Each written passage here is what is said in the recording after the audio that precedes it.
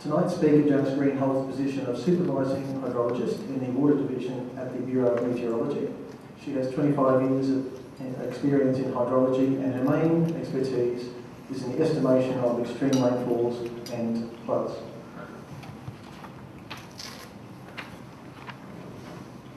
Her presentation will provide an overview of the revision of the IFD estimates currently being undertaken by the Bureau of Meteorology, which is adopting state-of-the-science methods and addressing the changing needs of users. Could everyone please welcome Janice? Thank you.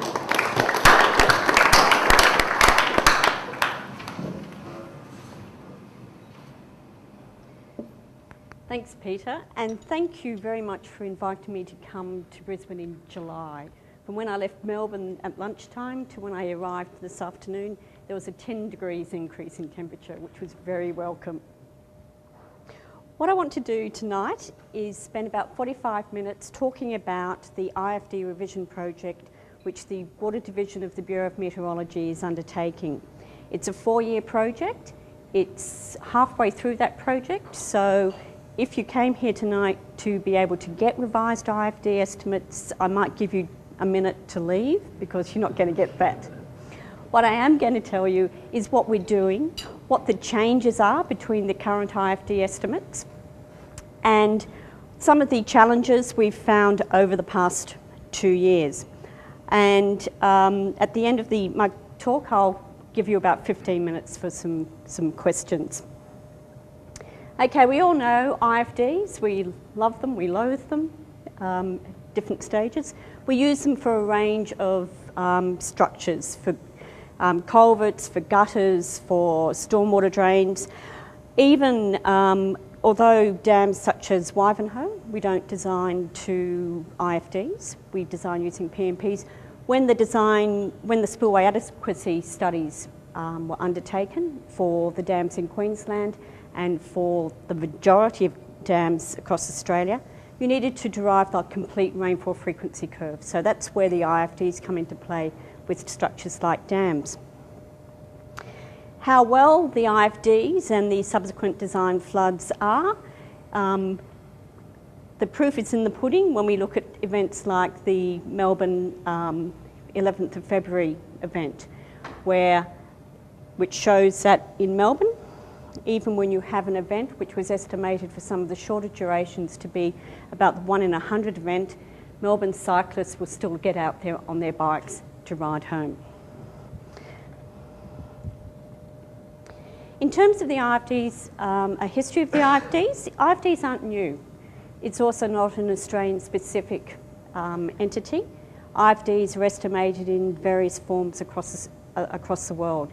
In Australia, the first IFD estimates were derived in 1958, and then 2 subsequent estimates have been provided. The 1977 estimate and the 1987 estimates were when the Bureau were involved, and once again with this revision. With each successive IFD estimate, moving from 1958 until the current revision, we've utilised the available data. We've utilised what methods are available at the time, what methods are considered most appropriate at the time. And since 1958, that's meant that data networks have expanded, particularly for the shorter duration. The pluviograph networks in 1958 were pretty sparse. Particularly in Western Australia, there were almost none. They've got pluviograph stations going back about 20 years. Also, the methods that were used back in 1958, 1977 were quite rudimentary. We're now, as we're developing and revising the IFDs, we're using larger range gauge networks, and we're using statistical techniques which have been improved and which we consider are more appropriate specifically to Australia, rather than just picking up work that was done overseas. Another big difference, and this includes the current IFD revision, is the significant increase in computer power. When the IFDs were derived in 1987 or early 1980s, that was when I started work. And like me, a lot of you wouldn't have had a computer on your desk. A lot of things were done manually. Now, the cartoon shows the reverse, where people are playing solitaire manually. But the more I look into what was done in 1987, the more my respect for Ray Canterford and his team increases, because they were doing data analysis, they were doing frequency analysis, gridding, mapping manually, whereas these days we can do so much more and so much quicker with the computer power that we've got available. Current IFDs, that's a map that you'd be very familiar with. It's in volume 2 of AR&R. And as you would know, that when it was written, the way to produce IFDs involved looking at the 6 master charts, obtaining your intensities for your basic durations and frequencies. You then had to get your coefficient of skewness from another master chart. If you're looking at short duration, you needed to get your short duration facts. You plotted it, then you plotted it again. Now, being engineers, we tend to be fairly lazy. So it wasn't very long before people designed software, so that we just had to read the values and didn't actually go through the tedium of plotting it up. Or alternatively, you could engage the Bureau at $100 a pop to derive your IFD estimates, which made it a lot easier for you, but the HAS staff weren't exactly enthused at being given hundreds of IFDs to derive.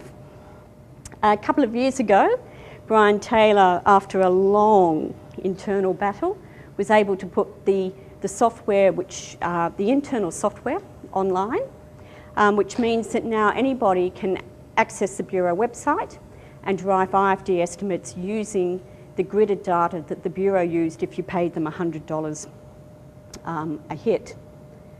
Can I just have a quick straw poll? How many people are aware of CEDARS and are using it? Oh, excellent. I think Queensland wins the prize for that.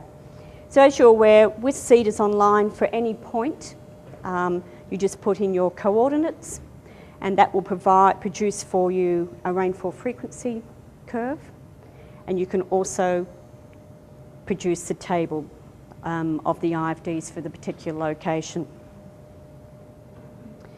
In terms of what went into deriving those IFDs that you either estimated using CEDARS or which you estimated using some other software or the maps, the data back in the early 80s was primarily Bureau data. Part of that was that the decision was made to use the stations with which the Bureau were familiar and therefore were aware of what the quality was. Another pragmatic reason was that although places like Sydney Catchment Authority had put in dense pluviograph networks, they were all fairly new in the early 80s. What we were looking for the pluviograph data, we needed to have more than 6 years of data. And even though there were gauges available from some of the major water utilities, they didn't have sufficient length of record. Even so, with a cut-off of up to 1983, there were 7,500 daily read stations with more than 30 years of data, which went into the 87 estimates, and 600 pluviograph stations with more than 6 years of data. In terms of the durations for which IFDs were derived, it was 5 minutes to 72 hours. The focus of AR&R 87 tended to be on relatively large rural catchments, and therefore durations of less than 5 minutes weren't considered overly important. In terms of frequency, it was the 1 year to the 100 year.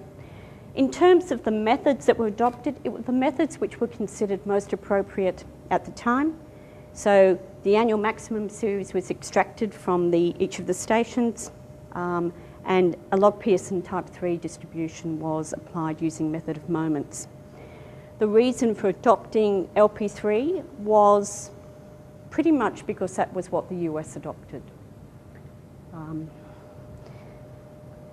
In terms of the mapping, there was a very early version of Annuspline, but most of the mapping was done manually, which had the advantage of the meteorologist being able to tweak the curves, but it was a very tedious process.